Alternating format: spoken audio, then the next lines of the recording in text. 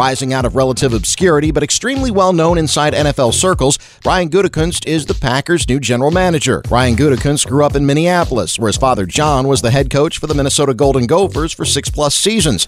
Brian was a player at UW Lacrosse before a shoulder injury ended his playing career, but he stayed in the game and worked alongside some of the best branches of the Ron Wolf tree.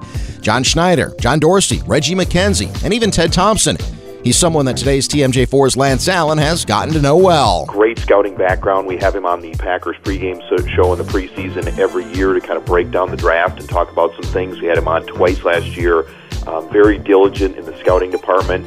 Led the college scouting department for a while, and then a couple of years ago got a promotion and kind of, as his pro personnel background kind of grew and grew and grew, got a promotion a couple of years ago, and I think he just has really blossomed into one of their lead guys. And even though Gutekunst considers Ted Thompson his mentor, there's definitely some Ron Wolf in him when it comes to aggressively pursuing talent. There has been a growing feeling around the NFL that the Packers locker room had gone stale. Those days appear to be over. What is first on the man they call Goody's plate? Dennis Krause has covered the Packers for more than 30 years. I think he needs to address the Aaron Rodgers contract extension.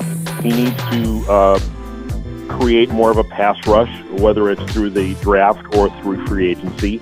He needs to figure out what they're going to do at wide receiver, because I don't think it's practical to have 3 wide receivers making more than $10 million a year. So whether that's a pay cut to Nelson and or Cobb, or deciding what their futures are, he really needs to take a hard look at where they're investing their money. So suffice it to say, there is a lot to do. But even with 2 years left on his contract, job number 1 is still number 12, and getting his supporting cast up to the level of a championship team.